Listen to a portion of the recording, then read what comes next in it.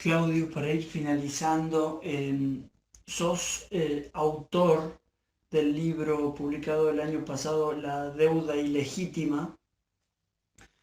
¿Qué posibilidades pensás y qué expectativas tenés sobre la negociación que tiene a cargo Martín Guzmán con la misión que envió el FMI a nuestro país? La verdad que yo creo lamentablemente que el gobierno no siguió una recomendación que desde hace tiempo venimos muchos sosteniendo, que es que el tema de la deuda excede la cuestión estrictamente financiera, tiene componentes que exceden la cuestión financiera, que son de carácter político, más general, y que por lo tanto, por la característica que tiene el endeudamiento argentino, lo que se necesita es hacer una profunda investigación de lo ocurrido, casualmente para poner en el centro lo que vos planteás, la ilegitimidad o la ilegalidad que tienen distintos tramos de la deuda de nuestro país. Y este caso del acuerdo, el caso del último acuerdo con el fondo, que es el que está hoy vigente, claramente es un acuerdo nulo. Y lamentablemente nosotros no lo hemos declarado nulo, deberíamos haberlo hecho. Y es nulo porque hay presentaciones formales de causas administrativas y penales que hemos presentado varios, y que demuestran que no se cumplieron ninguno de los procedimientos administrativos que hay que cumplir para llevar adelante ese acuerdo. No ha existido ni siquiera un decreto por parte del Poder Ejecutivo Nacional que habilite a los ministros y presidentes del Banco Central a firmar la carta de intención con el fondo. No ha habido ningún tipo de estudio de los organismos competentes, básicamente la Procuración del Tesoro o el propio Banco Central, para avalar la viabilidad que tenía tomar un crédito de esa naturaleza. E incluso se aprobó el crédito sin pasar por el Parlamento, cuando la cláusula correspondiente al artículo 60 de la Ley de Administración Financiera, que le permitiría al Ejecutivo no discutir en el Congreso, estaba caduca y tendría que haber sido prorrogada y no se la prorrogó. Por lo tanto, la ilegalidad es flagrante en este sentido y solamente, no tomar este punto y plantearlo con absoluta presión para hacer valer la estructura legal de la República Argentina en la negociación es un error. Del mismo modo que también el fondo violó, para otorgarle el crédito a la Argentina, su propio estatuto. El estatuto del fondo le prohíbe al fondo prestarle a países en situación de fuga de capitales. En la Argentina, de los 100.000 millones de dólares que se tomaron en la etapa Macri, se fugaron 86.000. Fue el paraíso de la fuga. Y es más, de los 44.900 millones de dólares que prestó el fondo, se fugaron 36.000.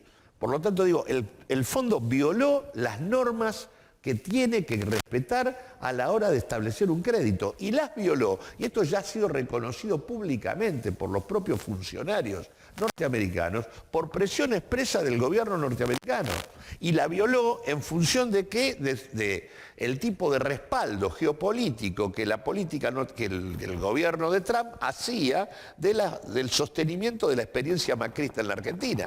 Es más, ese crédito se concentra en su devolución en estos años, y lo hicieron de este modo, para que eventualmente, si Macri perdía, tener absolutamente condicionado y agarrado al gobierno que seguía. Por lo tanto, claramente esto tiene que ser rechazado por la Argentina. ¿Y por qué tiene que ser rechazado? Porque si nosotros vamos a una negociación convencional, tradicional con el fondo, las que normalmente se han tenido, el resultado es malo.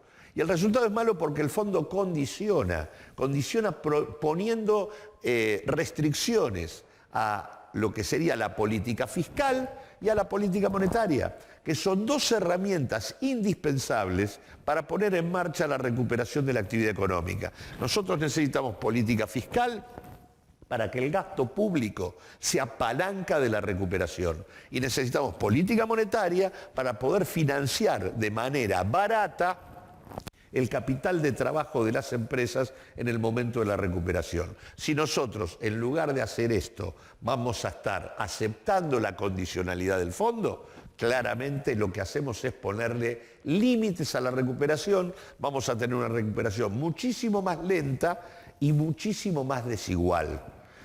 Y además en esto hay que tener en claro que la Argentina no atraviesa cualquier momento. Es un momento difícil, socialmente complicado, porque la cosa ya estaba mal, escandalosamente mal, cuando se fue Macri.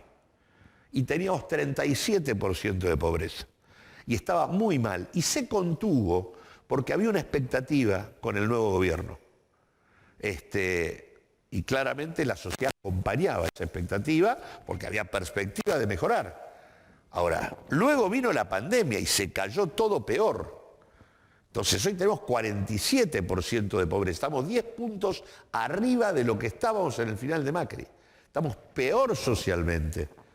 Ahora, durante el periodo de la pandemia y la cuarentena, también hay contención de la situación porque la propia sociedad entiende que este es un problema general que obviamente dificulta resolver las cuestiones. Ahora, a medida que va terminando el periodo de las limitaciones que la cuarentena le planteó a la economía, se abre la situación social y ya no hay dispositivo de contención, ahora hay que resolver.